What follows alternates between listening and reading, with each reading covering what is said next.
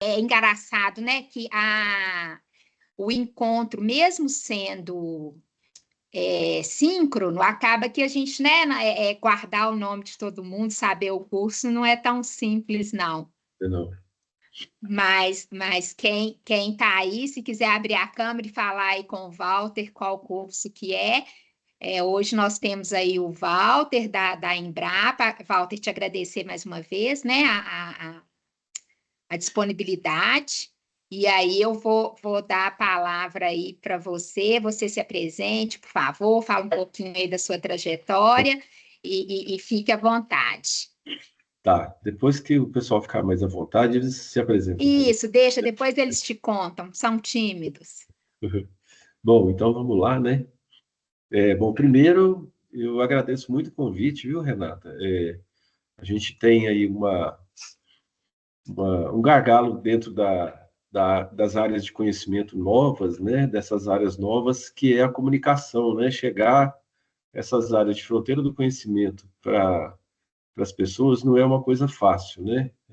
São muito paradigmas, né? Que estão presentes dentro dessas áreas de conhecimento novos, né? Então a gente acaba achando muito bom essa oportunidade de compartilhar, sabe?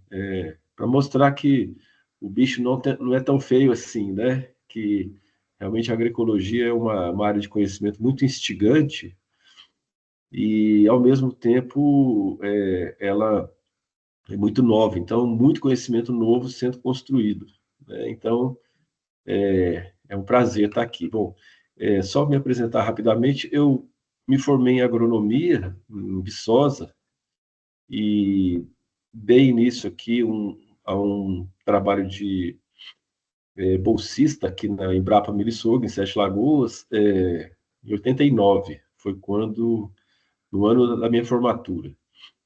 E de lá para cá, estou aqui na Embrapa Miriçogo, fiz mestrado em Viçosa na área de insetos, entomologia, e o meu doutorado foi na área de ecologia e recursos naturais em São Carlos, na Federal de São Carlos.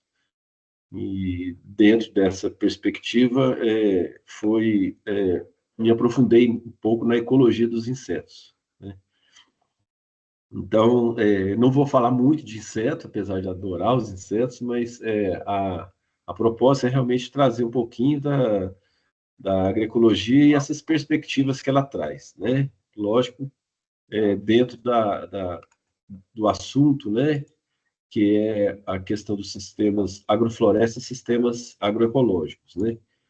Então, em princípio, é isso. Eu estou aqui na Embrapa contratado como pesquisador na área de agroecologia e produção orgânica desde 2007. E de lá para cá venho desenvolvendo pesquisas na área de agroecologia, né? E aí eu vou compartilhar um pouquinho com vocês essas experiências que a gente tem tido e, ao mesmo tempo, ficando aberto aí para interromper, né? Porque, às vezes, a coisa contrasta um pouco com as áreas do conhecimento que as pessoas têm, então é interessante que fique essa liberdade, né, de interromper, perguntar, porque aí a gente vai aprofundando juntos, beleza? Eu vou projetar agora, compartilhar aqui à direita, não é? No alto. Isso, compartilhar aí, você.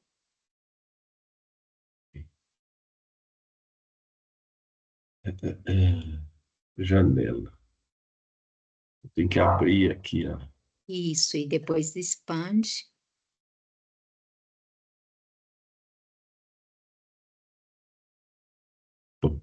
Deixa eu ver se... Vocês estão vendo aí? Ainda não. Não, né?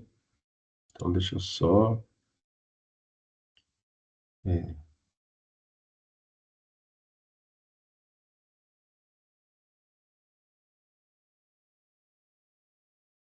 eu acho que é essa.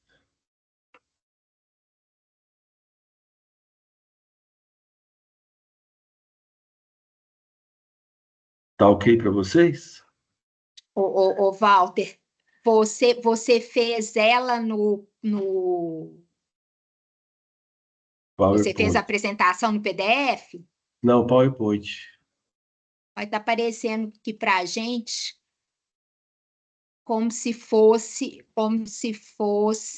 Não é Ah, é porque porque ele deve estar não clicou para aparecendo outra. apresentar ainda não? Oi? Tem como clicar para abrir o modo apresentação do PowerPoint. Ah, foi isso mesmo. Eu acho que é ali a apresentação de slides, ali em cima. Deixa eu voltar aqui. No apresentação de slides, eu acho que se expandisse é porque estava tudo menor. Compartilhar, tela cheia. Eu acho que é aqui. Deixa eu ver se... E vai. Tá.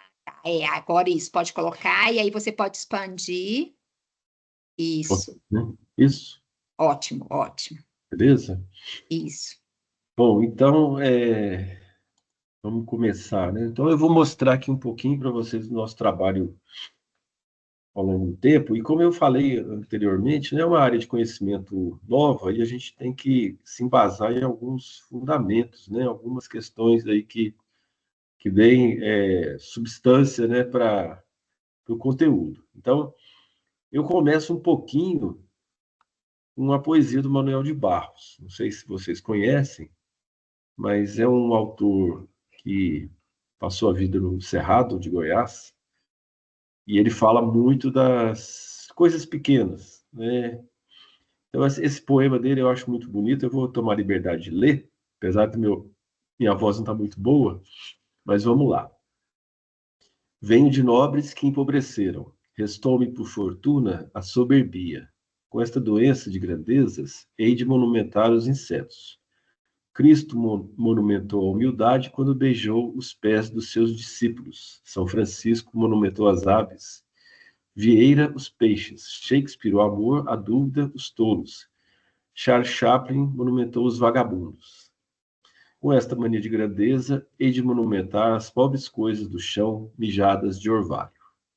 Então, essa é uma... Eu gosto muito de usar esse poema, porque ele traz aí um valor, né?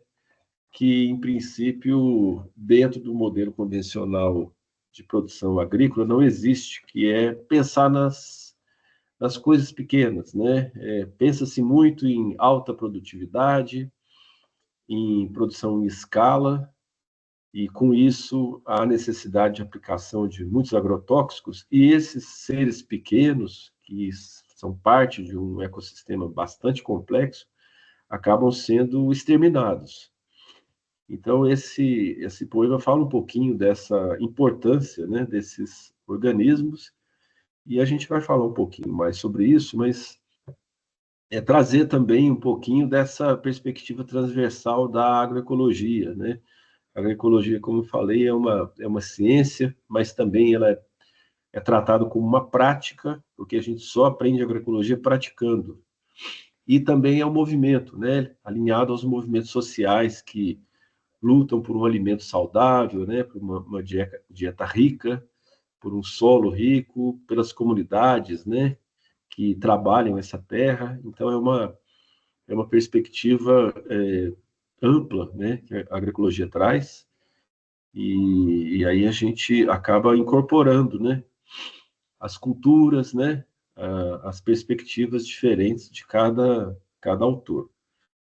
Na sequência, é outra perspectiva interessante que, principalmente nesses tempos de extremos climáticos, né, mudança climática, tem várias terminologias, né, para isso, mas, em princípio, esse texto fala um pouquinho dessa perspectiva, né? Então, o homem pensa na conservação da natureza muito mais devido ao medo das trágicas consequências advindas do desequilíbrio ecológico do que por respeito e amor aos reinos naturais. O meio ecológico deverá ser preservado pelo amor dedicado à criação como uma obra divina. Então, também, né, uma motivação, né? Por que a gente vai buscar sistemas mais conservacionistas, mais equilibrados ecologicamente, né? Por que a gente vai fazer isso? Então, muito do que se fala sobre mudanças climáticas, né, é justamente porque a catástrofe é iminente, né? E acho que talvez seja um pouco tarde para a gente reverter muitos desses danos que virão, que já estão vindo, mas de qualquer forma é uma perspectiva diferente, né? Por que que eu vou cuidar da natureza? Porque ela merece cuidado, né? Então, da mesma forma que nós somos seres vivos, estamos aí vivendo, crescendo, aprendendo, todos os seres vivos têm essa condição, né? A evolução não está restrita ao ser humano, né? Todos os organismos evoluem, né? Todos os ecossistemas, inclusive, evoluem. Então, é uma perspectiva também interessante, diferente, né? Que trata da questão do amor, né? E eu já vi muitas vezes, né? Em ciência a gente não inclui paixão na ciência, né? Paixão é uma coisa, ciência é outra, né? Então, esse texto já, logo de cara, já contrasta com essa perspectiva, né? Porque eu acho que quem trabalha com amor com aquilo que faz, certamente vive melhor, né? Os aborrecimentos virão, mas com uma outra condição, né? Você está fazendo aquilo que você gosta, né? Então, essas duas perspectivas são só para introduzir um pouquinho, né? Essa visão ecossistêmica mais ampla que a agroecologia traz, né? Lógico que uma visão particular minha, né? Outras pessoas podem trazer outros textos para fundamentar essa base filosófica. E eu tenho aqui um outro também, um outro autor, que já não é poeta, é um filósofo italiano, que é o Gramsci, e ele fala de uma questão dos instrumentos mentais, né? Então, esse texto foi tirado de um autor chamado Zanella, né, que citou o Gramsci, né?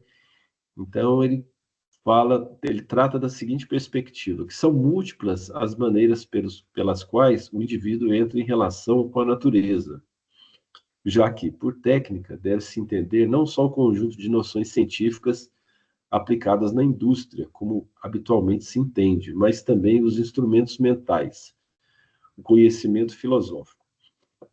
Então, quando a gente entra para dentro da agroecologia, começa a lidar com a complexidade que é a agroecologia, e você não vira a chave, né? E você não incorpora novas perspectivas, você corre o risco de estar reproduzindo um modelo, tira o modelo químico e coloca o modelo biológico, né? Simplesmente uma substituição. E é o que vem acontecendo, acho que todo mundo tem ouvido falar dos bioinsumos, né? São produtos biológicos para controle de pragas, para adubação de solo, são todos produtos, né? Todos que entram dentro do sistema produtivo em substituição aos outros que são químicos, né? Então, essa perspectiva de substituição, ela traz um risco, né? Qual é o risco? É que se o agricultor ou agricultora, no caso, tentar uma vez produzir com os insumos biológicos e ele não tiver o entendimento, né, da complexidade que é, ele vai tentar uma vez, vai falhar, e se falhar, ele joga a toalha e volta para o químico. Então, essa transição agroecológica, ela precisa passar por uma alfabetização ecológica, né? A ecologia chegou como ciência recentemente, né? Não sei se a ecologia tem 200 anos, mas é uma ciência bastante recente, e dentro do sistema produtivo agrícola, mais recente ainda. Então, quando você insere a complexidade da ecologia dentro dos sistemas produtivos, você se vê às voltas com uma imensidão de questões. Por exemplo, eu devo deixar a maritaca comer o meu milho? Né? Como é que eu vou fazer para controlar um mato que invade a minha lavoura? Eu vou achar um herbicida biológico? Será que vai existir esse herbicida biológico um dia? Eu tenho algumas dúvidas. Ou será que eu vou entrar com um componente, né, que é a mão de obra, né? A mão de obra rural é uma mão de obra muito desprezada, né? Resquício do escravagismo brasileiro. Então, o trabalho manual é desprezado. Você não paga bem, em geral, você não paga bem uma pessoa para ir lá no sol capinar o seu milharal ou o seu feijão. Em geral, você não paga bem, sendo que é uma atividade exaustiva, né? Sob o sol em geral, né? Então é um trabalho muito difícil e é extremamente desvalorizado, como eu falei, pelo histórico do escravagismo brasileiro. Então, quando você pensa em pagar uma diária acima da média do mercado para uma pessoa ir lá capinar, você tem todo um contexto histórico que te faz assim, não, eu não vou pagar esse cara capinar, um trem que só ir lá e capinar, né? Só que você não faz. Então, é só um exemplo, né? Mais um exemplo dessa perspectiva, né? De que a agroecologia traz, né? O valor do trabalho, do conhecimento tradicional, né? O valor daquilo que vem da ancestralidade é muito grande dentro da perspectiva agroecológica. Ao contrário do modelo convencional, né? Que em geral descarta o conhecimento do agricultor, né? E traz os pacotes tecnológicos, né? Que vem em geral da indústria. Então a pessoa vira um aplicador de adubo químico, um aplicador de veneno e não um agricultor, né? Que entende a complexidade do sistema produtivo, né? Que entende as relações ecológicas que existem. Então esses instrumentos mentais eles são fundamentais para que você transite de um pensamento cartesiano a um pensamento complexo.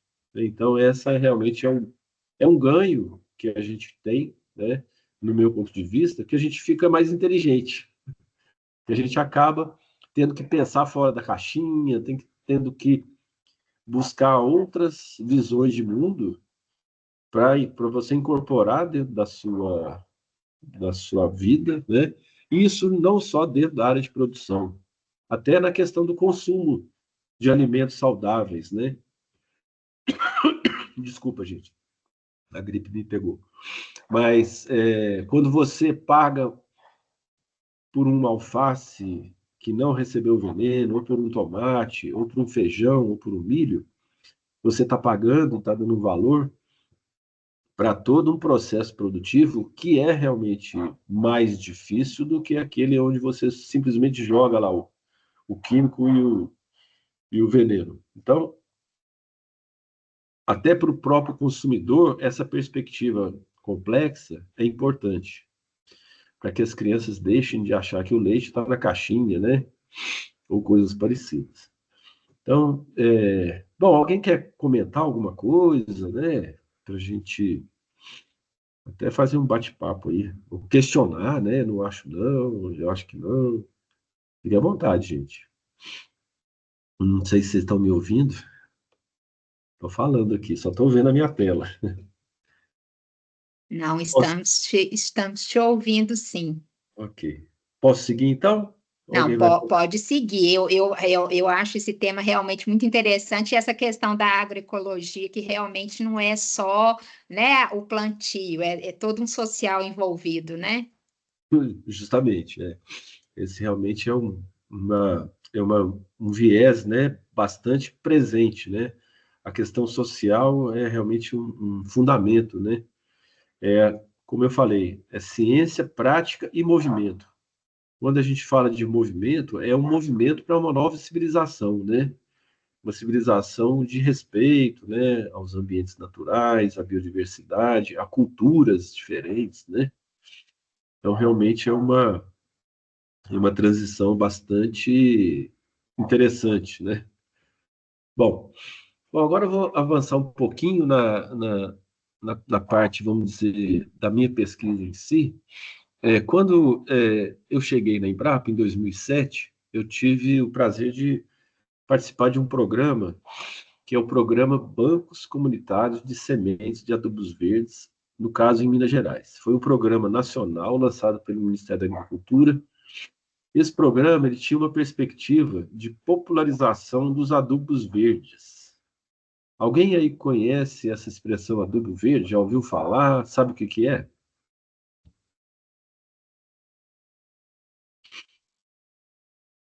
Se ninguém falou, é que ninguém conhece, né? Tá achando? Bom, vamos lá então, né? O adubo verde é uma planta que você cultiva para cortar ela e ela melhorar a qualidade do solo, né? Geralmente, os adubos verdes são as leguminosas. Eu não sei se vocês ficaram sabendo de uma pesquisadora da Embrapa que ganhou um prêmio Nobel da Agricultura, Maria Ângela Hungria. Ela trabalhou justamente com essas leguminosas. No caso específico, ela trabalhou com a soja. E o que que é esse adubo verde? Geralmente, o adubo verde ela é uma planta que consegue melhorar a qualidade química do solo, trazendo nitrogênio para dentro do sistema produtivo. O nitrogênio é um dos componentes do sistema de produção mais caros que tem. Geralmente, o adubo químico, né, o adubo nitrogenado, que a gente chama de NPK, o N é o nitrogênio. Esse N, geralmente, ele é importado e ele é produzido a partir do oxigênio, não, do ar atmosférico, que tem uma quantidade muito grande de nitrogênio, né?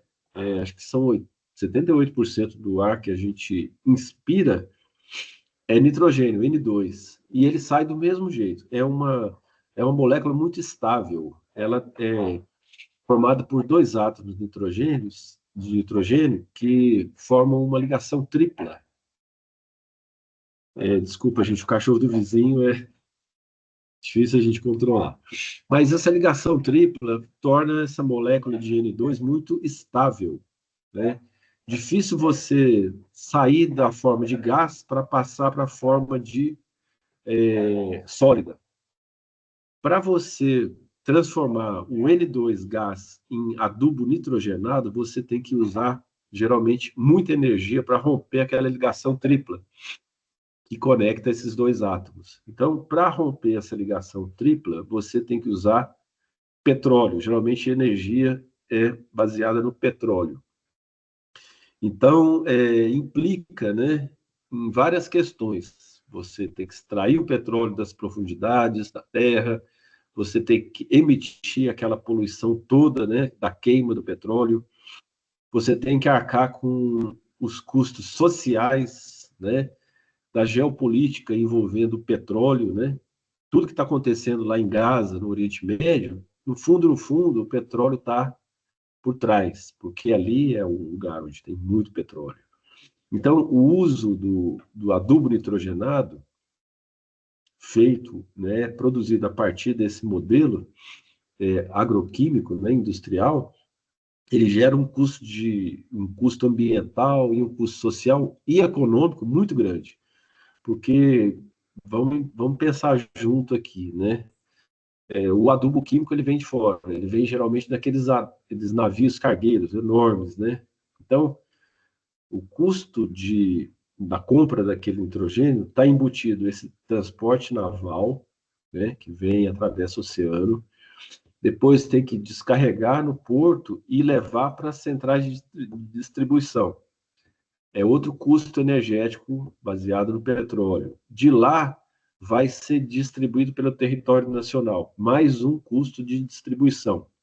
Depois, você tem que pagar o custo de comprar aquele saco de adubo químico para levar para sua terra. É outro custo. E para aplicar, você tem que usar o trator, que é outro custo. Então, tudo isso, todo esse nitrogênio que vem lá de longe e chega na sua área de produção, tem um custo embutido que leva o preço dos alimentos, né? Então, qual que é a história dos adubos verdes? Eles fazem isso sem precisar de... Eles rompem a ligação tripla do N2 e transformam esse N2 em aminoácidos. E esses aminoácidos formam tecido vegetal sem você precisar colocar 1 grama de adubo químico.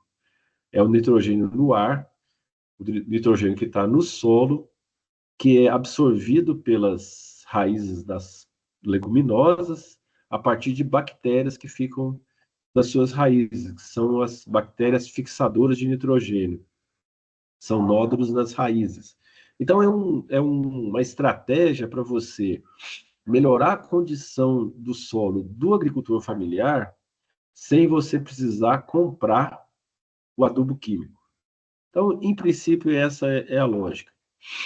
E o que aconteceu, né, nessa outra pesquisa que a gente fez, junto aos agricultores aqui da região central de Minas Gerais? Nós fomos conhecer a realidade de, acho que 53 agricultores familiares aqui da região central de Minas Gerais, municípios do entorno aqui de Sete Lagoas, próximo a Belo Horizonte. E era uma pesquisa qualitativa, a gente queria saber o que os agricultores faziam na região, né? Por exemplo, se eles faziam adubação verde, né? E a gente descobriu lá em 2010 que eles não faziam adubação verde. Nenhum dos produtores questionados sobre o uso de adubação verde falou que usava adubação verde. Então, a motivação do programa, né, do Banco Comunitário, tem toda a lógica, né? Porque realmente os agricultores desconheciam o potencial dessas plantas para melhorar a condição do solo. Então, isso de alguma forma, de uma forma ou de outra, era dificultar a melhoria da condição do solo, porque primeiro eles desconheciam e depois, se ele fosse numa casa de lavoura, né, nessas lojas onde você compra semente, adubo químico, veneno, né, facão, chapéu, né, eles vendem de tudo, né? Nessas lojas você não encontra nenhuma dessas lojas em Belo Horizonte em torno vendendo sementes de adubo verde. Por quê? Qual que é o gargalo? Quando você vende uma semente de adubo verde, você só vende uma vez, porque o produtor, que não é bobo nem nada, ele vai usar aquela semente que ele comprou para produzir a sua própria semente. Não está dentro da lógica do capitalismo, que é de vender, vender, vender, vender. A venda está inerente ao modelo capitalista. E no caso desse programa Bancos Comunitários, não existe essa lógica de venda, é um compartilhamento. A partir do momento que o agricultor entende a importância da adubação verde, ele vai guardar a semente para plantar de novo, e se ele tiver um vizinho, ele vai compartilhar com o vizinho vai aprender também a partir desse conhecimento dele, da vizinhança. Então, isso é um aprendizado coletivo. Bom, para a nossa região central de Minas Gerais, o adubo verde, ele é um, como é que eu vou dizer melhor? É uma estratégia bastante difícil de ser aplicada, mesmo se você tiver as sementes. Por quê? Acho que todo mundo sabe, né? Principalmente agora, está cada vez mais presente na vida da gente. Tem um período de seca muito intensa na região central de Minas Gerais e que a gente não tem como plantar nada. E o período de chuva está cada vez mais difícil adivinhar, né? Às vezes em outubro, às vezes em novembro, às vezes chove só em dezembro. E aí o que acontece? Se o produtor for utilizar a área de produção dele, onde ele produz o milho, o feijão, para plantar o adubo verde, ele vai ter que esperar o adubo verde crescer, cortar esse adubo verde para enriquecer o solo. E aí o que acontece? Ele não vai ter mais chuva suficiente para plantar o milho, o feijão, a abóbora, o arroz. Então ele perde o que a gente chama a janela das águas. Então, se ele tiver que adubar o seu solo com um adubo verde, ele vai concorrer, né, com a cultura principal, que é aquilo que dá o alimento e que dá renda para ele quando ele vende. Então, o adubo verde, dentro da perspectiva que a gente conhece, né, que é aquela planta que tem um ciclo curto, né, você planta, ela cresce rápido e você corta, é muito difícil de ser incluída dentro do sistema de produção. Bom, seguindo aqui, né, esse é um dos exemplos que a gente viu aí na região de uma área de produção de milho para silagem. Acho que todo mundo conhece silagem, né? Ou se é uma forma de armazenar o milho dentro de ambientes anaeróbicos, para quando vier a seca e não tiver mais capim para comer, você faz o quê? Oferece a silagem para o gado na época da seca. Essa área aqui é uma área que a pessoa produz 3 ciclos de milho por ano. Produz um milho, colhe, faz silagem. Produz, na sequência, outro ciclo, faz silagem. E isso é um modo de produção que, em geral, ele exaure o solo, porque o produtor usa muito adubo químico, muito veneno, ele usa muito herbicida. E se vocês observarem esse solo aí, é um solo extremamente degradado, quase uma poeira, porque ele foi movimentado várias e várias vezes, né? Então é um solo extremamente degradado, mas é o que dá renda para muitos produtores aqui na região. Bom, falei de muitas coisas, né? Adubo verde, silagem, essa perspectiva ecossistêmica. Eu vou trazer um pouquinho para a questão dos milhos crioulos, porque é uma das perspectivas que a gente tem trabalhado recentemente, né? E a gente vai pautar aqui. Ixi, espera aí que eu mexi aqui na apresentação. É porque o meu computador, a tela, é só encostar, ela mexe. Bom, eu vou falar um pouquinho dos milhos crioulos, porque eu acho que é interessante a gente ter uma dimensão, né, do que são os milhos crioulos. Então, os milhos crioulos, eles compõem uma grande diversidade de materiais com características peculiares, definidas pelas comunidades ancestrais que as escolheram. As plantas que apresentavam características desejáveis, espigas maiores, ou com palhas de cores distintas, ou que geravam farinhas ou bebidas melhores, eram multiplicadas e compartilhadas entre gerações e comunidades. E estavam particularmente adaptadas às condições locais, principalmente solo e clima. Nesse caso, as plantas de milho eram adaptadas ao longo de gerações para produzir mais com o que o solo tinha a oferecer. Além dessa adaptação local, os sistemas de produção que geravam essa grande diversidade de materiais de milho eram biodiversos. A milpa é um sistema que eu vou mostrar mais para frente, é um exemplo de um arranjo produtivo biodiverso, criado pelos povos indígenas originários, que, em geral, é composto por milho, feijão e abóbora, com muitas outras variações, tendo o milho como uma espécie presente em todos os arranjos. Garante uma diversidade de alimento, melhor aproveitamento da energia solar e melhor aproveitamento das diferentes camadas de solo, pela diversidade dos sistemas radiculares. Então, cada material de milho que vocês estão vendo aqui, ele passou na mão de várias gerações para chegar a ser do jeito que ele é, né? Aqui, vocês estão vendo aqui na esquerda, um negócio compridinho, assim, parece um capinzinho, né? É o milho ancestral, né? Chamado teocinto. Esse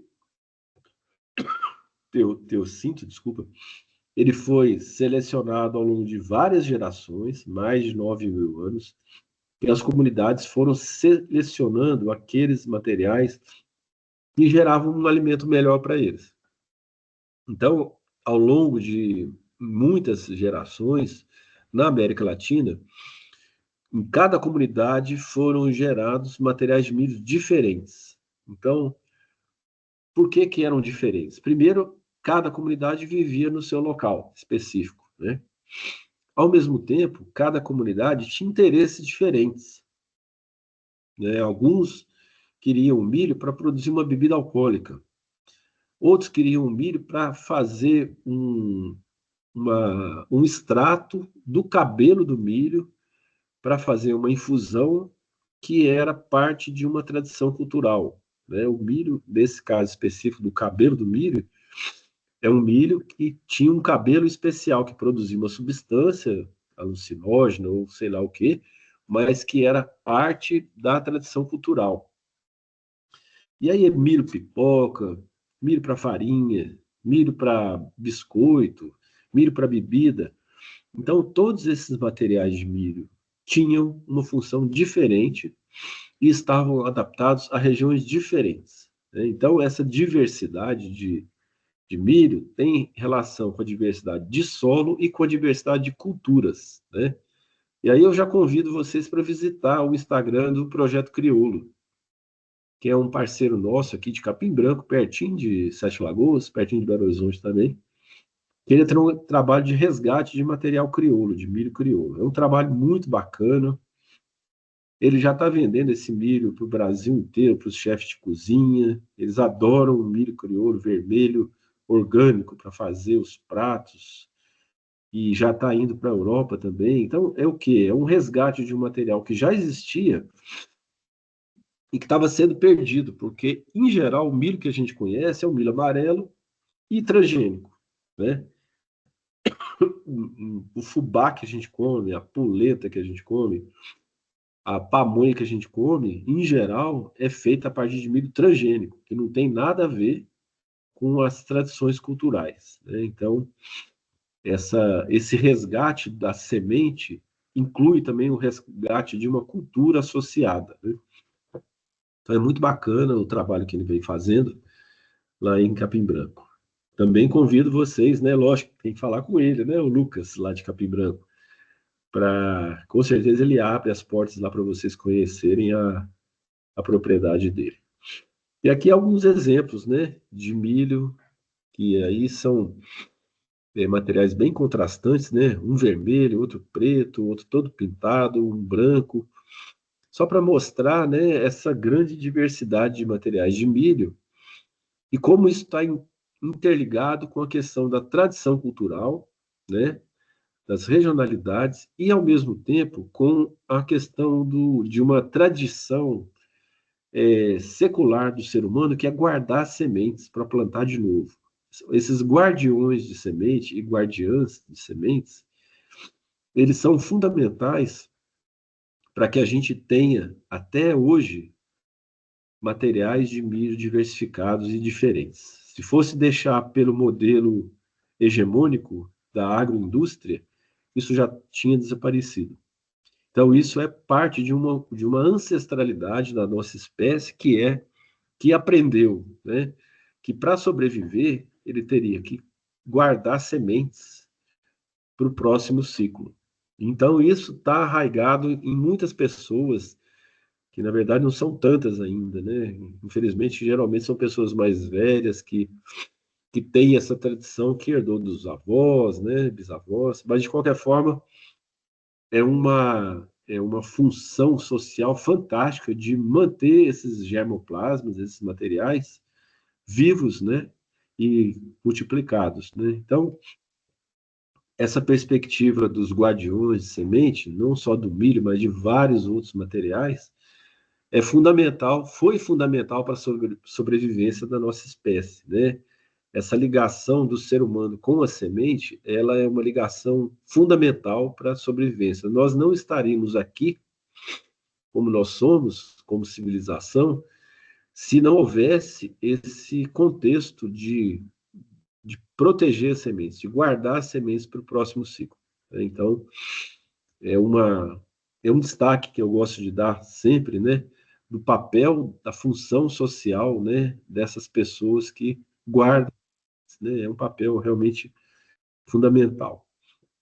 Bom, aí, voltando um pouquinho para o mundo dos insetos, né, para aquela pesquisa que a gente fez com os agricultores aqui da região, a gente fez um questionário específico para os insetos, né? No caso, aqui a gente está vendo abelhas, né? Mas não é o caso. Na pesquisa, a gente perguntou sobre os insetos benéficos. Acho que todo mundo conhece joaninha, né? É um dos ícones, né, dos insetos. A joaninha, ela come bastante, muito, ela come outros insetos para sobreviver, tanto na fase adulta como na fase imatura. E aí a gente foi com um questionário ilustrado, perguntando: você conhece esse bichinho? Você conhece esse? E a gente mostrou vários, né? Um grupo de insetos grandes que ajudam no controle dos insetos que comem o milho, né? Então, sim, são insetos que se adaptaram ao longo de milhões de anos para se alimentar de outros insetos. Quando a gente foi procurar saber se o agricultor conhecia e se o extensionista rural também sabia, porque geralmente o agricultor, a gente entrevistar o agricultor, e o extensionista estava lá também, né? O da Emater, o extensionista da Emater, que apoia tecnicamente a produção. Nenhum dos dois conhecia os insetos. Então, essa é realmente uma lacuna de conhecimento, né? Com relação a essa diversidade de insetos, e isso é o que a gente chama de analfabetismo ecológico. Eu sou um grande analfabeto ecológico e descobri isso quando a gente foi fazer as fotos desse catálogo. A gente fez um catálogo dos insetos que visitavam a florada dessa planta, que é a cratilha, e ela tem uma florada muito abundante e muito duradoura na época da seca. E quando a gente foi fotografando ao longo de 2 anos, inclusive durante a pandemia, né, virou um mestrado lá na Rural do Rio de Janeiro. Nessas fotos, a gente chegou à conclusão de que a gente também não conhecia a grande maioria das abelhas. As abelhas nativas são ilustres desconhecidas. Eu sou prova viva disso, eu conhecia pouquíssimas abelhas.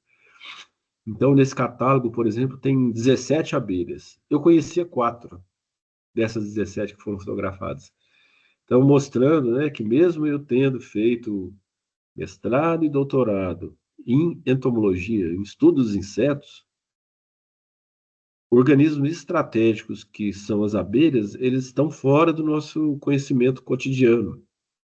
Então, é fundamental que a gente tenha conhecimento dessas abelhas, porque elas são fundamentais para a polinização das espécies nativas e das espécies agrícolas, né, das espécies rurais. Eu acho que essa é a última, né, dessa parte. Eu fiz 2 apresentações justamente para não carregar muito o arquivo. Vocês querem fazer algum questionamento? Quanto à abobrinha que você está falando? Para saber, né, o que vocês estão achando desses conteúdos aí que eu estou apresentando. Agora tem mais uma outra. Fala, Hudson. Fica à vontade. Estão me escutando? Então, Estamos.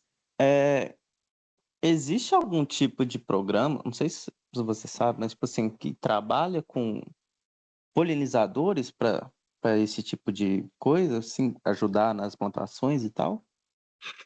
É porque eu sim. também sou das ciências biológicas, Ah, então, não, com me certeza. interessa.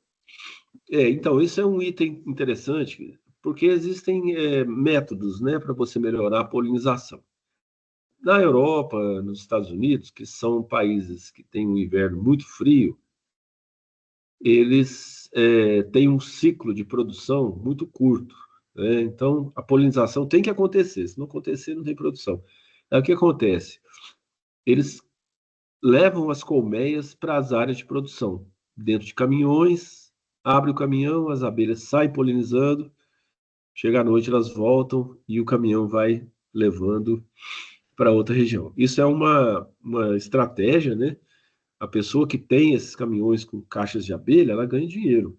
Que o agricultor que quer a polinização, ele paga para isso. Então, essa é uma das estratégias para favorecer a polinização. Outra estratégia, que tem muito a ver conosco aqui no Brasil, é valorizar as áreas naturais, né? E se a sua área estiver degradada, você fazer um redesenho de paisagem cultivando plantas que favoreçam a alimentação das abelhas, né? Para que as abelhas não dependam única e exclusivamente das culturas agrícolas, mas que elas tenham recursos como pólen e néctar em plantas que você decidiu plantar, né? Para favorecer essa alimentação dessas abelhas.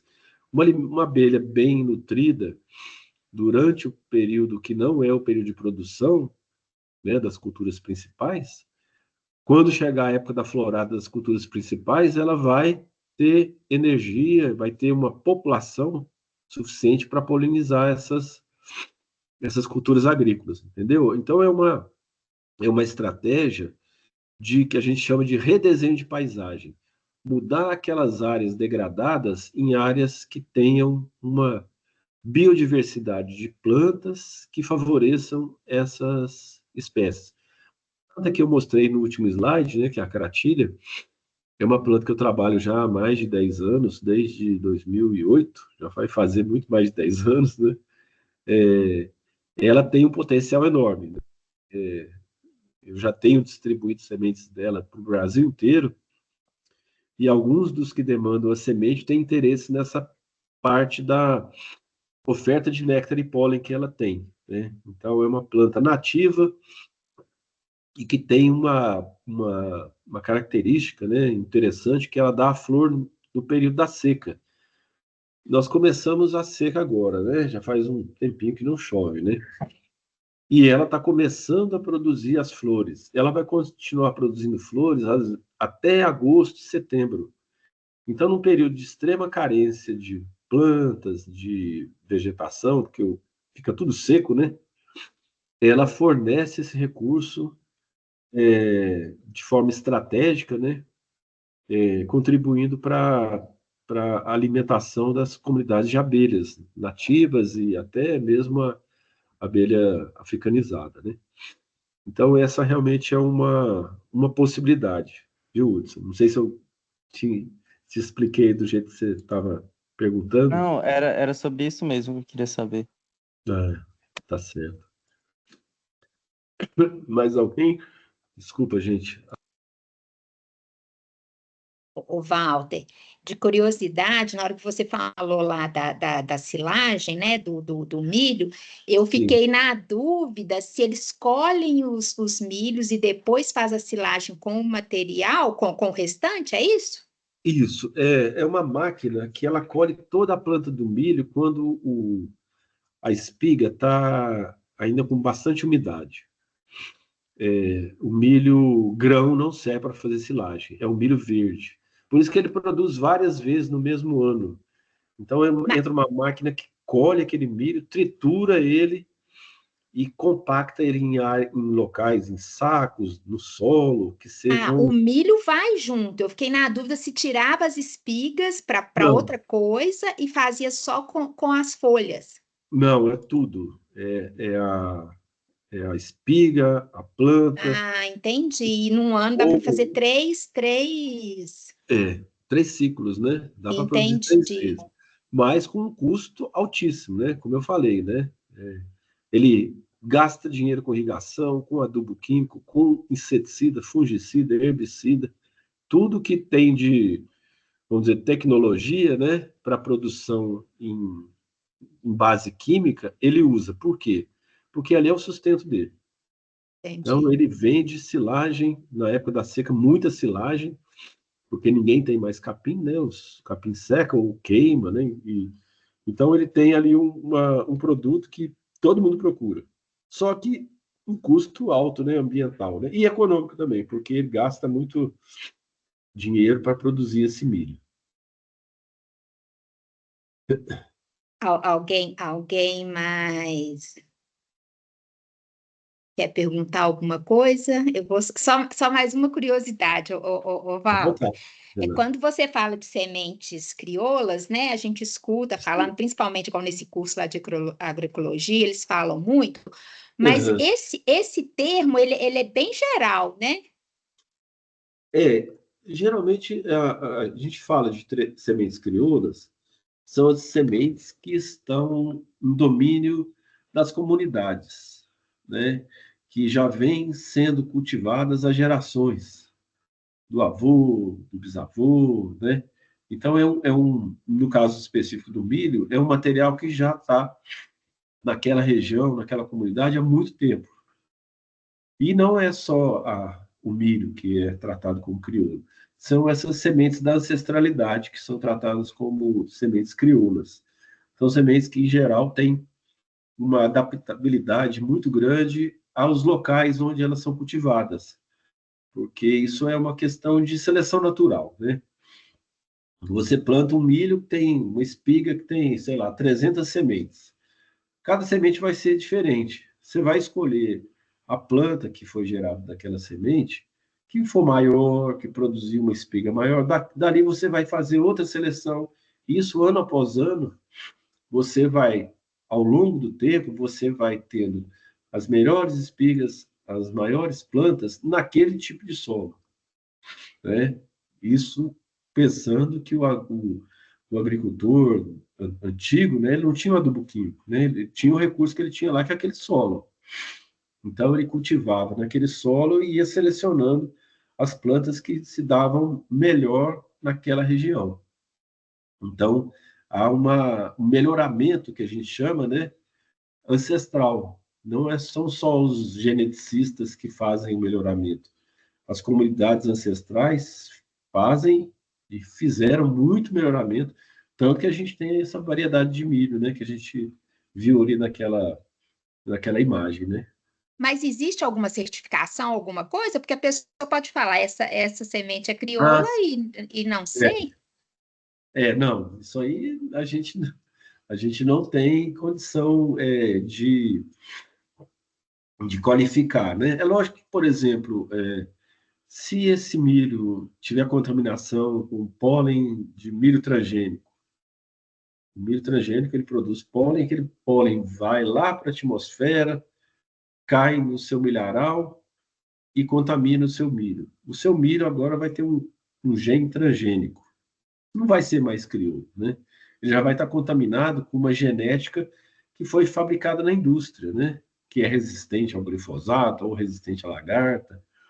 Então, o risco de contaminação existe, né? Por conta do tipo de polinização do milho, né? Que é uma polinização que a gente chama de polinização aberta, mas, ao mesmo tempo, existem as falcatruas, né?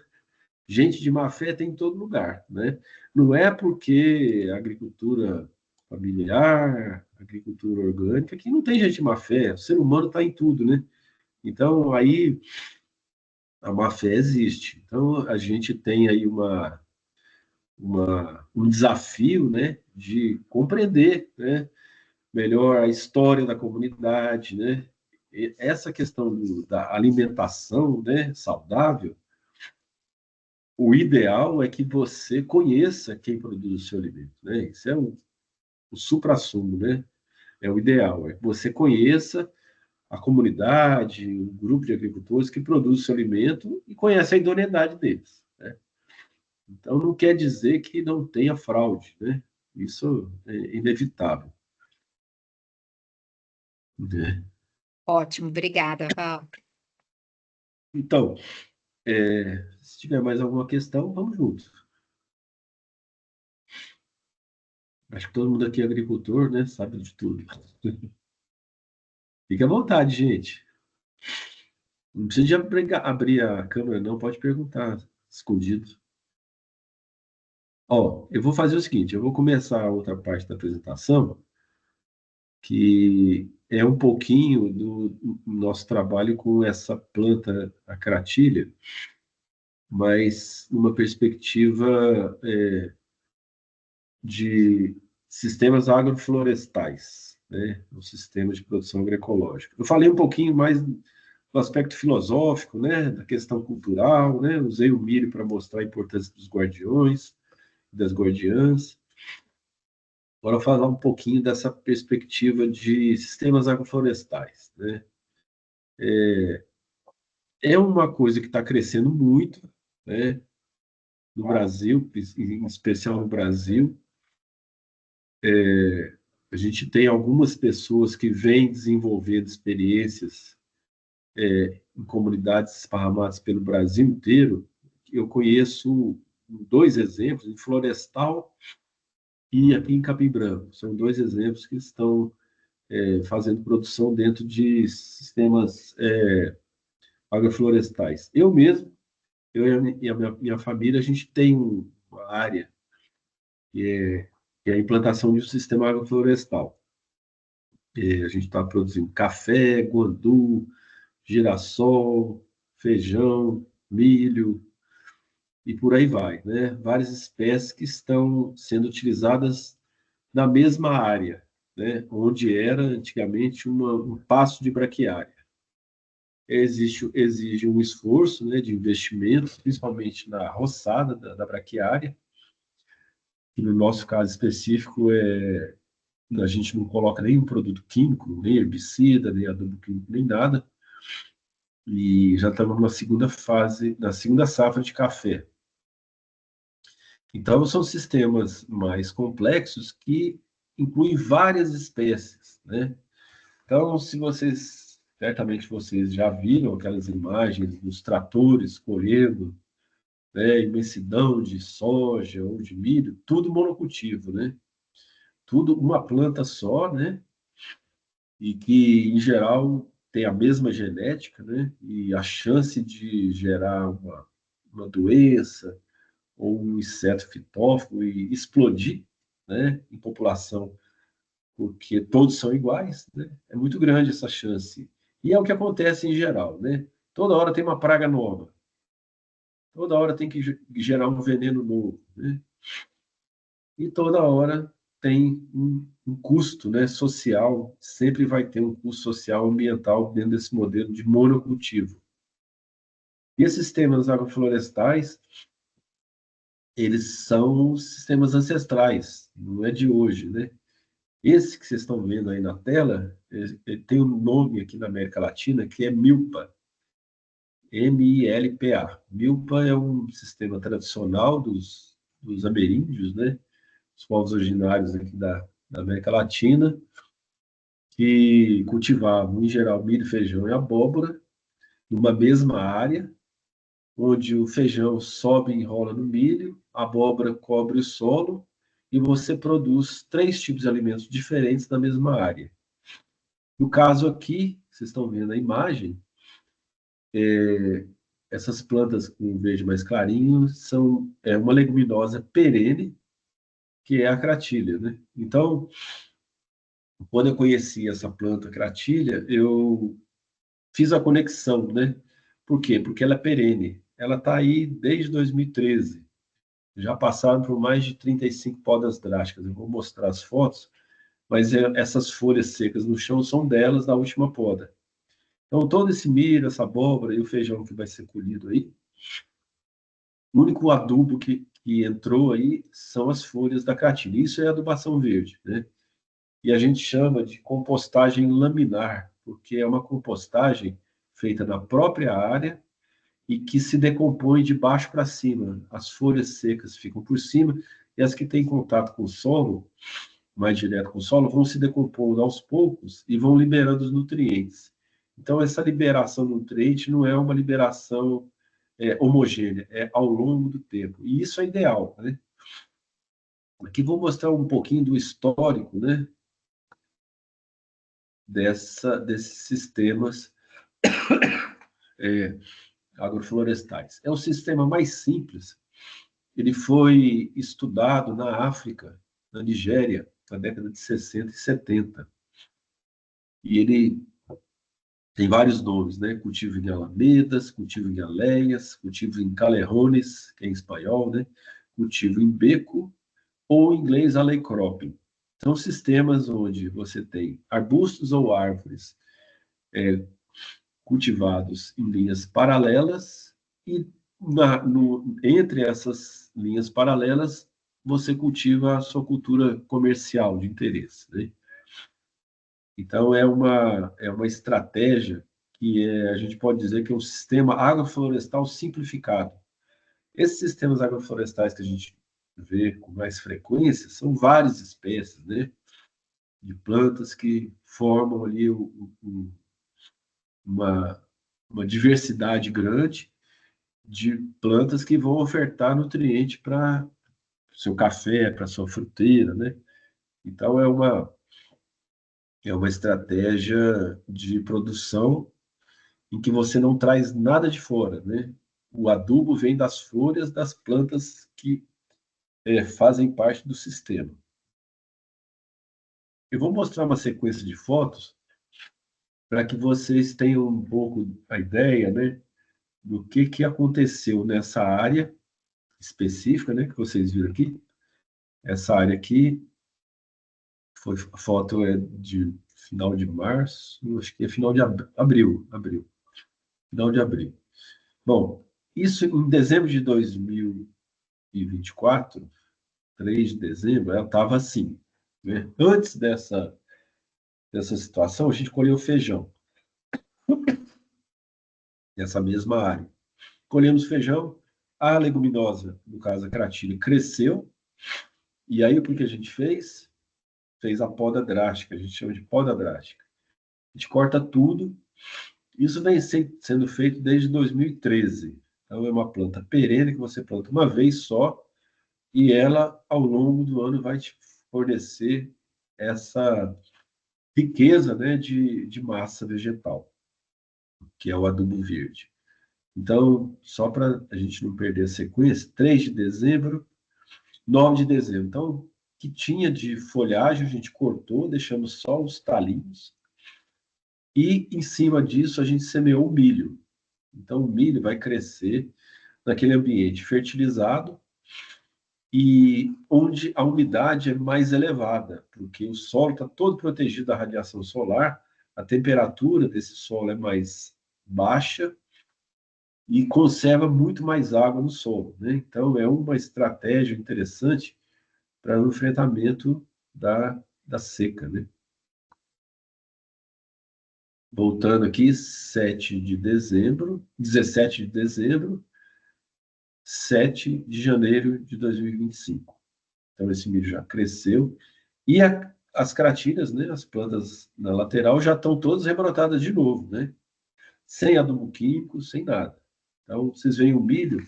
Para quem entende de milho, pode-se perceber que as plantas estão muito saudáveis, não tem sintoma de deficiência de nutriente. Então, realmente é uma estratégia de adubação orgânica muito interessante para pequenas áreas, né? Isso, para ser feito em áreas grandes, já vai exigir um outro investimento. 14 de janeiro, 7 de janeiro, 14 de janeiro. O milho vem crescendo e aqui 18 de fevereiro. Então, essa é a situação do milho. Esse milho, ele foi colhido para silagem, né? Como a gente já falou um pouquinho de silagem, né? O que a gente fez? Cortou esse milho rente ao solo, triturou e colocou ele num recipiente, né? Bem compactado, onde a respiração passa a ser anaeróbica. Então, praticamente não tem oxigênio. Então, se mantém muito os nutrientes da planta do milho. Então, a gente fez essa silagem, tiramos esse milho daí, né? E fizemos outra poda drástica.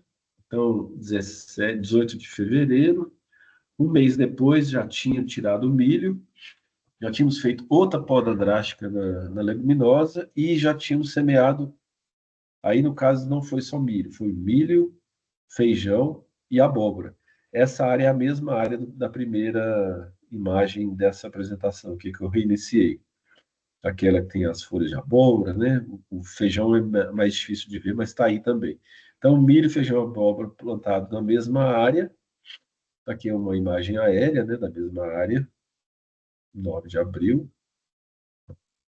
E aí a imagem, né, inicial. Então, dá para a gente perceber que... Deixa eu voltar aqui para vocês. Dá para a gente perceber... Ah, não, tem mais uma... Tem mais uma imagem aqui que eu quero mostrar para vocês,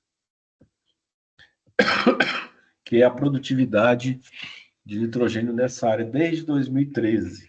Então, a gente tem aí um gráfico, né? Ao longo de todos esses anos, a gente teve um aporte de nitrogênio, né? Aqui na coluna da direita, quilos por hectare, chegou até 400 quilos por hectare, 300 quilos por hectare, né? Então, pensando no custo de um adubo químico, a vantagem é muito grande, né? Você não vai ter que trazer nada de fora. Então, esse nitrogênio vai vir todo do próprio sistema. E não só o nitrogênio, né? Todos os outros nutrientes, nitrogênio, fósforo, potássio, cálcio, macro e micronutrientes, todos estão ali nas folhas da cratilha, vão passar a fazer parte do solo. Essa queda que vocês veem aqui, de 2016 até 2020, ela se deve a uma alteração no manejo, que a gente passou a fazer uma poda ao nível do solo. Em vez de só tirar as folhas e deixar o com os seus galhos, os galhos, né, pelados, a gente começou a fazer poda no nível do solo. E isso prejudicou muito a produtividade. Quando a gente percebeu, a gente voltou a fazer o manejo da planta mais alta, né? E aqui, exemplos de agricultores que tiveram contato com a planta da cratilha. Nós compartilhamos semente com eles e eles passaram a incluir a cratilha dentro do sistema de produção. Aqui é um amigo meu aqui de Inhaúma que plantou a cratilha e entre as faixas da cratilha ele plantou milho, cana e mandioca, né? Então foi uma foto que ele me enviou, eu coloco no Instagram para deixar registrado, né? Aqui é um outro produtor de milho em Itabirito. A imagem foi congelada de um vídeo que ele mandou, mas dá para ver aqui a planta do milho já foi colhida, a espiga, né? O que ele vai fazer ali? Ele vai colher a vagem da cratilha, que geralmente é em novembro, dezembro, vai podar a cratilha, as folhas da cratilha vão ser um adubo para a próxima safra de milho. Então, além dele produzir o milho, ele produz sementes de cratilha também. Deixa eu ver se tem mais um aqui. Aqui é um agricultor em Altos, no Piauí. Aqui está Minas Gerais, mas não é Minas, não, é Piauí. É uma região de Cerrado também. E ele fez uma estratégia que ele mesmo desenvolveu, que é cultivar a cratilha adensada numa área. Depois que ela cresceu, ficou grande, ele começou a plantar as fruteiras no meio dessa área. Aí plantou várias fruteiras e, periodicamente, ele ia podando a cratilha para adubar as fruteiras. Então, a cratilha, nesse caso, ela é tratada como uma planta placenta, né? Uma planta que prepara o terreno para as outras plantas que virão depois. Então, é uma estratégia que ele desenvolveu. E antes de agradecer, né, vamos voltar aqui para a gente conversar um pouquinho sobre essa questão da compartilhamento de sementes, né? Porque eu acho que isso é realmente uma das questões estratégicas para a agroecologia. Como eu falei, né? Se você for em qualquer casa agropecuária, você não vai achar sementes de adubos verdes, nem de guandu, mucuna, crotalária, feijão de porco. Você não acha, porque não está dentro da lógica do capital, né? Que ele precisa de ser reproduzido. Não tem essa de você vender um produto e o cara não vai voltar mais para vender. Então, para comprar. Então, a semente, dentro de sistemas agroflorestais, né, é estratégica, né? Então, por exemplo, minha área, meu sistema agroflorestal pequenininho lá que eu tenho, todas as sementes vieram de compartilhamento de amigos, de colegas da Embrapa que tinham sementes. Então, se você não tiver acesso a essas sementes, se você não tiver uma rede, dificilmente você vai conseguir transformar, redesenhar a sua paisagem. Então, esse redesenho de paisagem, ele inclui, né, a disponibilidade desses materiais genéticos. Então, por exemplo, lá na minha rocinha a gente plantou ingá, que eu colhi aqui na Embrapa mesmo, nos pés de ingá aqui da Embrapa. Eu plantei guapuruvu, que eu ganhei de um colega lá da Embrapa Cerrados. Moringa, eu colhi de uma planta que tem lá na Embrapa. Deixa eu ver o que mais. Feijão de porco, de um colega que produz feijão de porco, ele compartilhou comigo. Agora eu sou autônomo em feijão de porco. Eu tenho uma safra de feijão de porco muito boa para colher, além do café. Eu estou apertado aí para colher essa. Então, essa questão da semente, ela é estratégica, né? E por isso que lá no início eu falei dos bancos comunitários de sementes de adubo verde.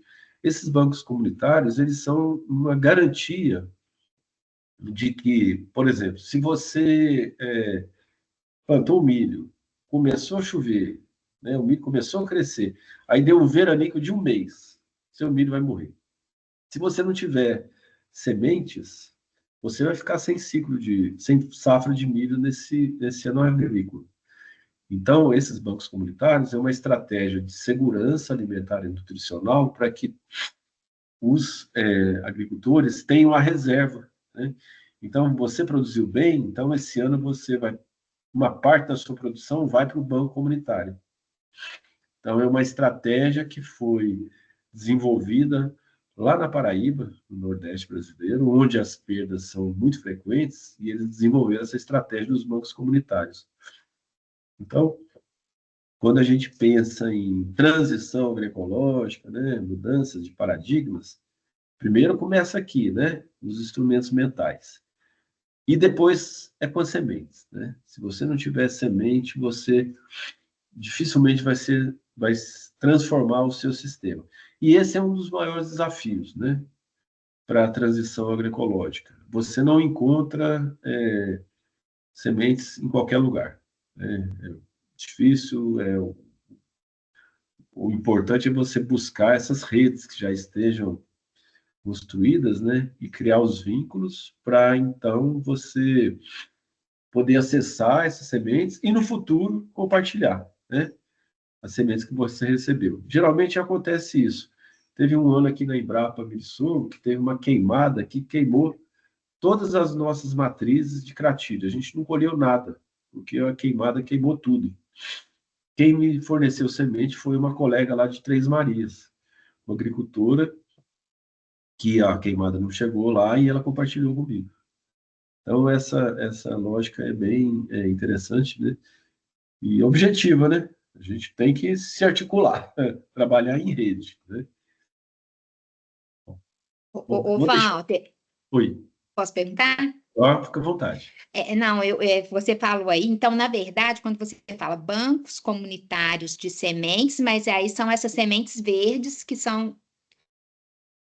De adubos verdes, sementes, mas também nesses bancos comunitários, no caso específico daquele programa que o Ministério da Agricultura lançou, só tinha adubo verde. Mas nos bancos comunitários dos agricultores, em geral, é tudo. É feijão, é milho, é abóbora, é café, é fruteira, adubo verde também. Mas é proporcional à produção? Como assim? Deixa eu entender. Porque quando a gente fala banco, né, eu tô pensando assim, eu produzi lá, né, uma quantidade, aí eu tiro um Ah, percentual dessa produção e mando. em geral tem um gestor desse banco, né?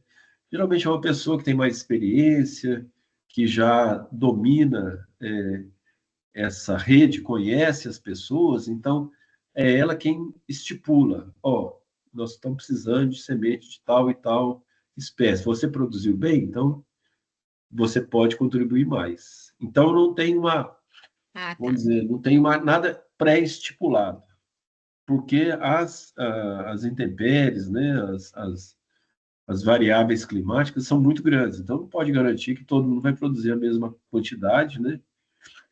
Então é uma dinâmica social, né, que envolve confiança, né? Você tem que confiar na pessoa que você vai eleger para ser o gestor desse banco comunitário e vai compartilhar aquilo que você acha justo, né? Porque ninguém vai dar 90% da produção para o banco comunitário, senão você vai ficar sem nada. Então, tudo isso é uma estratégia comunitária de Negociado. gestão. Desculpa. Robson queria falar? O Robson abriu a câmera depois.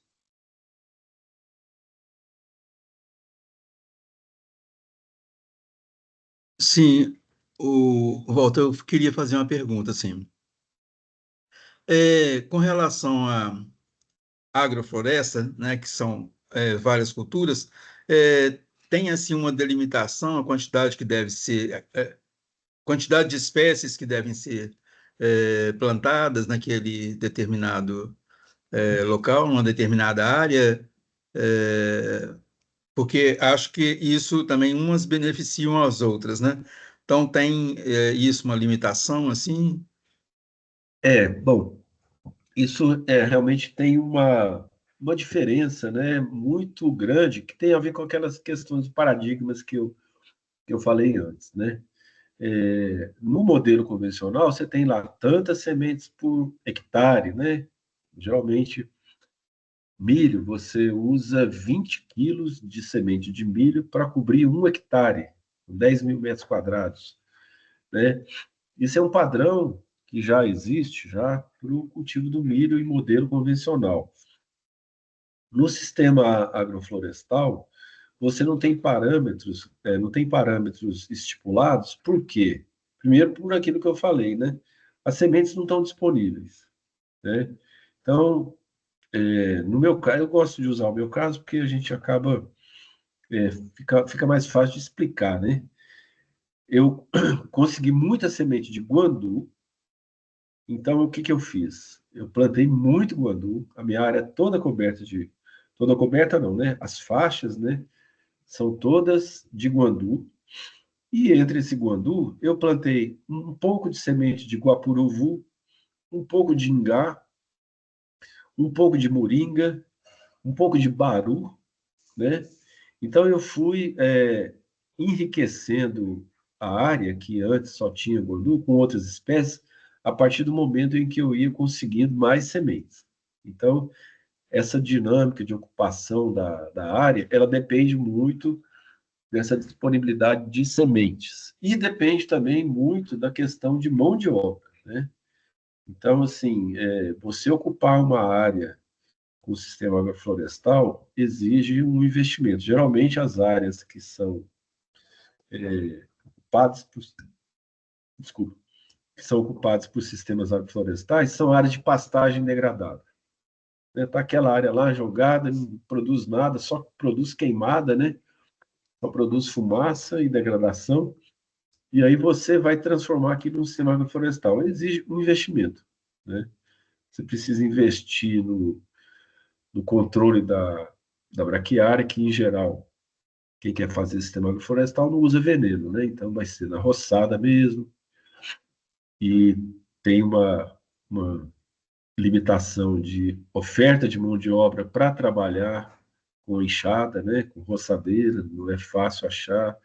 Então, a gente tem vários gargalos, né, para que você implante um sistema agroflorestal. Eu estou vendo isso na minha rocinha lá, realmente é uma dificuldade. Eu tenho que pagar acima do mercado. Se eu pagar a diária que o mercado daqui de Sete Lagoas paga, eu não teria plantado nenhum pé de café.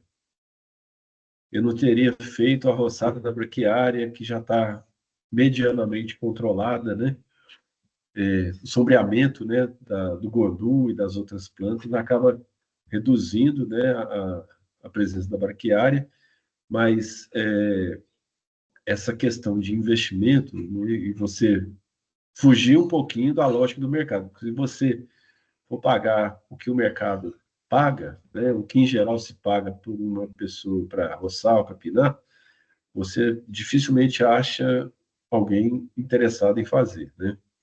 É o que muitos falam, né? A gente ouve muito isso, né? Os programas sociais do governo deixam o povo preguiçoso e o povo não quer trabalhar. E isso é uma frase que eu ouço muito, né? Agora, vai você trabalhar no sol, no lombo, roçando braquiária, capinando braquiária, e, e o valor desse trabalho, né? Que é muito alto, então você tem que dar um valor para esse trabalho. Então, é uma perspectiva bem complexo. Iniciar um sistema agroflorestal, você tem que ter um caixa, sabe? E semente. Sem semente não vai. Não sei se eu te expliquei, Robson, com clareza.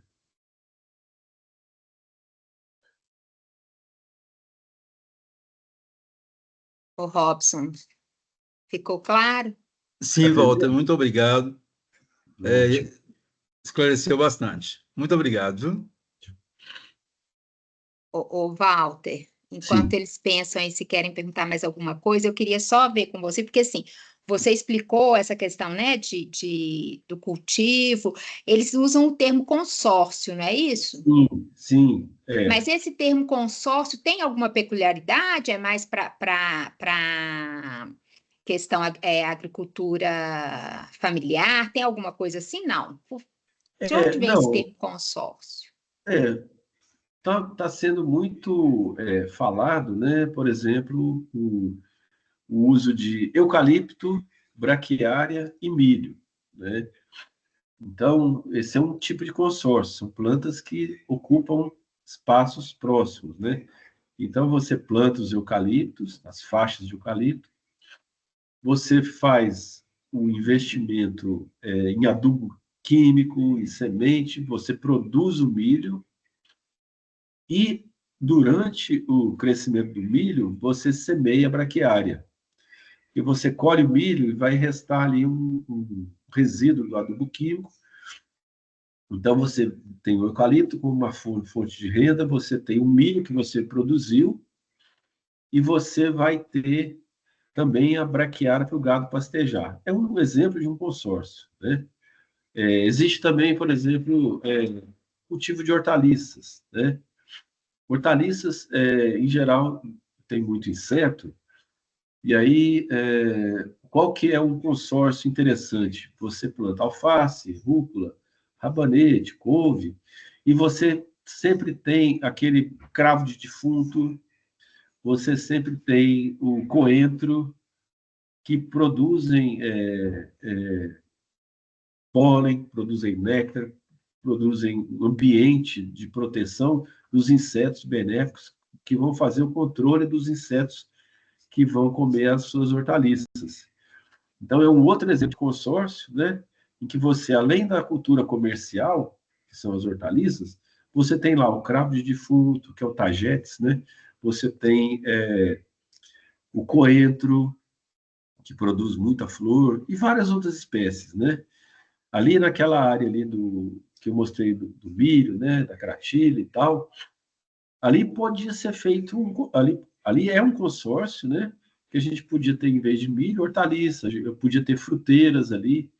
Então, se eu tivesse ali uma faixa de limão ali, ia ser um limão muito bem nutrido, né? Certamente ele ia produzir bem. É um consórcio, né? Então é um complemento, uma planta beneficia a outra, né? Objetivando, lógico, né? Um produto comercial, né? Mas é um produto comercial onde a ocupação da área é menor do que no monocultivo, né? Então, no monocultivo, você tem só uma planta. No cultivo consorciado, você tem a planta comercial e a planta, no caso, a adubadeira, ou a planta traz o benefício do pólen e do néctar. Então, você tem aí uma ocupação menos adensada. O que é interessante também, no caso, por exemplo, de conservação de água no solo, porque o monocultivo permite que o ar corra livremente e retire a umidade das folhas e do solo.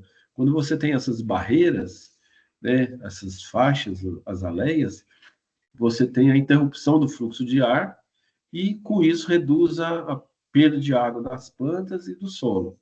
Então, tem esse benefício também, né? Então, é um sistema que pensa qualidade e não quantidade, porque o sistema que pensa em quantidade, ele não lida bem com as externalidades, né? As externalidades é aquilo que não está programado quando você planeja a sua produção de milho, por exemplo. Você produz milho, né? Eu vou produzir milho. Só que aí vem uma doença que acaba com o seu milharal, porque você tinha uma genética única, né? Um monocultivo extensivo. Então, essas externalidades são tratadas como problemas, né? Que devem ser resolvidos com o quê? Com adubo químico, com veneno, com inseticida, fungicida, herbicida. Então, é uma lógica do monocultivo, mas que não lida bem com as externalidades. Quando você tem ambientes mais complexos, as externalidades são menos presentes, né? Por conta do equilíbrio ecológico. Você vai ter vários insetos, você vai ter uma diversidade de micro-organismos e geralmente você não tem um surto, né? É a mesma coisa que acontece com a gente, né? Você tem uma genética, uma família que tem uma genética muito homogênea, aí aparece, né, as doenças, os cânceres, né? Quando as famílias são muito iguais, né? Então a diversidade ela é saudável, né? Tanto para as plantas como para a gente, né?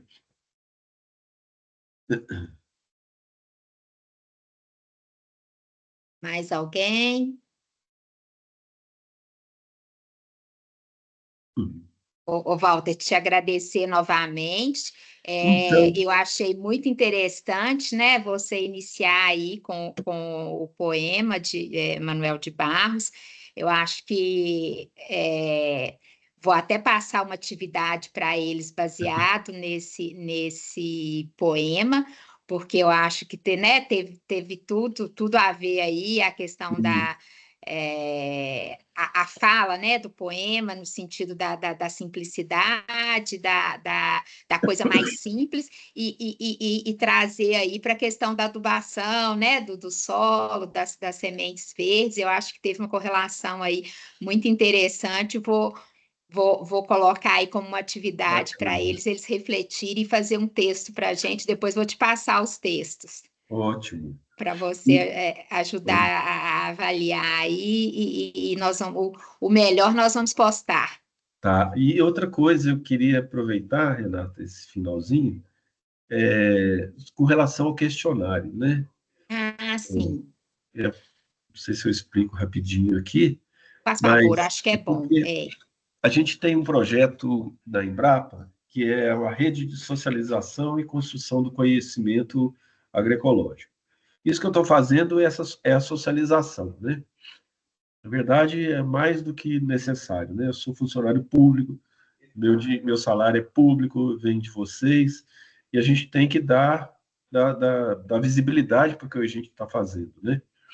Então, essa oportunidade é muito importante para a gente, e dentro desse projeto a gente faz uma avaliação das atividades. Então, há 2 semanas atrás, a gente teve um evento aqui na Embrapa Miguel, foram 2 minicursos. Um sobre sistemas agrobiodiversos, que é a MILPA, né, aquele arranja milho, feijão, abóbora, e o outro foi sobre milho crioulo. Os participantes responderam um questionário impresso, em papel, e eu estou agora transcrevendo esse questionário para o Google Docs, para aqueles formulários eletrônicos. No caso de vocês, eu vou passar direto o Google Docs para vocês responderem. Se vocês não se responderem, eu conversei com a Renata, vocês não vão passar de ano. Então, brincadeira. Mas, assim, vai ser muito bom por essa perspectiva, né, de compartilhamento e avaliação também na nossa dinâmica, né? Quando a gente faz lá na Embrapa, a gente tem uma parte de sala de aula, depois a gente vai para o campo, vê lá a milpa, né? Por exemplo, aqui é só online mesmo, não tem jeito, mas eu vou agradecer demais se vocês responderem, né, o questionário. Eu vou tentar enviar isso a semana que vem ainda para a Renata. E aí vocês vão ver que não é nada complicado, é praticamente marcar xizinho. Tem uma parte lá de impressões, o que vocês acharam e tal. Mas eu vou agradecer bastante esse retorno de vocês. E aí eu vou postar, quem não pôde participar hoje, eu vou, Sim, né, solicitar que assiste para sim, poder responder, né, a sim. questão que eu vou colocar para eles e também o questionário que você vai enviar depois, né? Vai Sim. ser aí 2 motivos para assistir quem não veio. Agradecer aí quem participou, agradecer ao Walter, mas Sim. essa foi a primeira, né, de várias Tá parcerias certo. aí. Vamos combinar. Tá, Eu gostaria até se você pudesse ficar 5 minutinhos aí, ok. eu queria conversar com você até a respeito de um projeto mesmo, de uma opinião. Pessoal, vocês podem ir. Agradeço aí a participação e daqui a pouquinho eu posto a atividade. Tá bom, muito obrigada. Um Obrigada a abraço. vocês. Tchau. Prazer, viu, gente? Obrigado. Forte abraço. Ô, Walter, eu vou parar a gravação então, mas aí vou te pedir uma sugestão aí. Sim. À vontade. Obrigada.